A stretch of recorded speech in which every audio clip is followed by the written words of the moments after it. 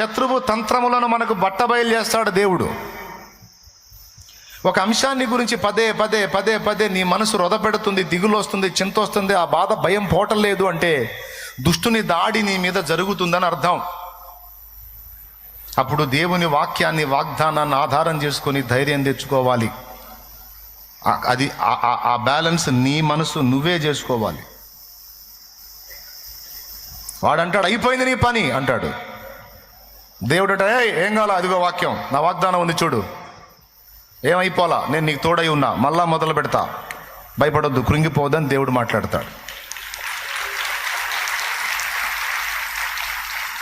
ఇట్లాంటి మాటలు చాలా రోజుల నుంచి వింటున్నావుగా, ఏం జరగలా, అయిపోయింది నీ పని అంటాడు మళ్ళాడు.